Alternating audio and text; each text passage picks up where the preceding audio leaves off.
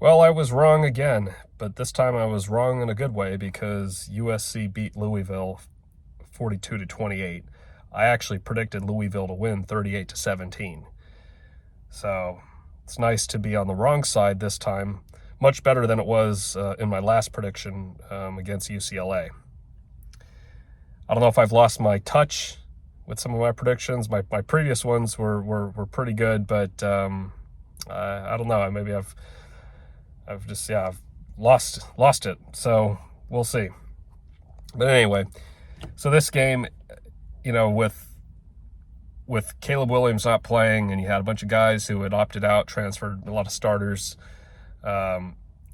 There were just very low expectations going into this game, and we knew that there were going to be changes eventually with the defense, but we weren't really going to expect to see any real improvement to kick in with anything until next season. But it was still kind of nice to see, watching this game, you see that there was some improvement. I know that D'Anton Lynn and the new defensive coaching staff, they haven't officially taken over, but even just from seeing Sean Nua and Brian Odom kind of co-lead the defense, you could see that things were a little bit better than before. The main thing that I noticed in this game was tackling. USC was making much better tackles even in open space. They weren't missing. That any USC fan who's watched this team, even with the untrained eye, I know that's that's a little phrase we're not going to forget, could see that there has been a little bit of improvement there. So the secondary, even without Damani Jackson and a bunch of other guys who've been out, they looked great. Prophet Brown, I think he's got a bright future, and so I think the secondary is going to be in good hands no matter what. The one thing was with the defensive line, obviously with Louisville in the run game, Louisville was still able to run the ball pretty well. That's obviously still an area of weakness, but I'm sure that's going to be addressed in the offseason. But still, I think we were able to see Barry Alexander go in and make some good plays. So there's reason to be hopeful there. But then again, just with the with the offense, I mean, Miller Moss, I think he's proven to be he's proven to be USC's quarterback for next year.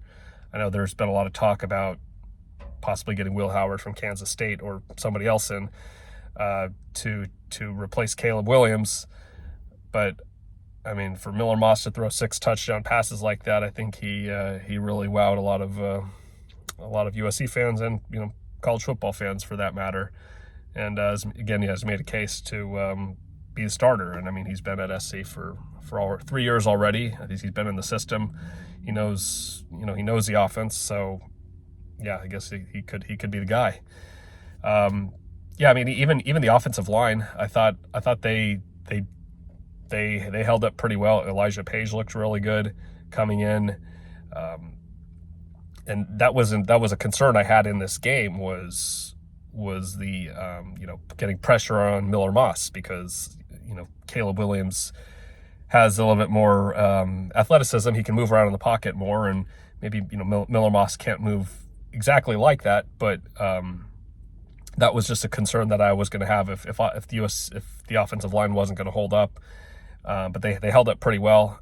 Miller Moss, I don't think he got sacked in the game. So yeah, the offensive line did something well there, and I think I think it's a sign of positive things to come for next year. And this was just also on the offense. I mean, talking about all the other guys who sat out or transferred out. You had Brendan Rice, who opted out. Mario Williams hit the transfer portal. You had Marshawn Lloyd. He's a running back, but he opted out. Darwin Barlow hit the transfer portal. Raleek Brown hit the transfer portal. So you had Austin Jones come into the game, and I thought he did a decent job. But yeah, with the freshmen, with a lot of the receivers, you had Deuce Robinson, you had it was obviously Zach Branch, Jacoby Lane, Mekhi Lemon. I mean, all these guys look great, so that's a set of this kind of 4 set of receivers, going into next season. There's a lot of reason to feel pretty optimistic about the future. And I think Dorian Singer's coming back, and it was nice for Taj Washington to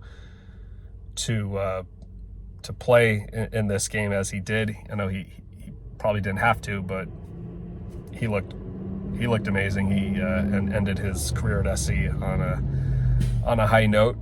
And overall, this win, it was one of the more satisfying, maybe the most satisfying win of the season, I guess. I mean, honestly, this season, there were only 2 wins where you walked away from it feeling like, oh man, this was amazing.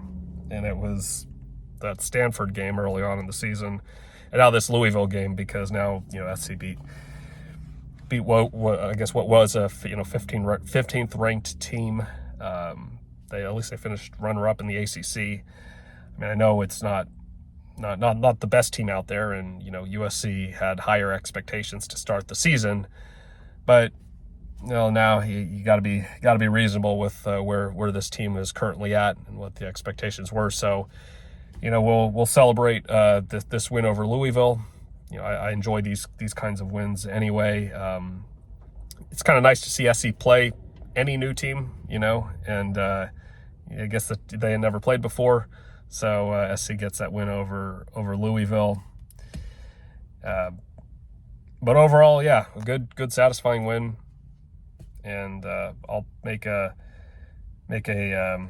another video to kind of recap the 2023 season a little later once I feel better. Until then, fight on.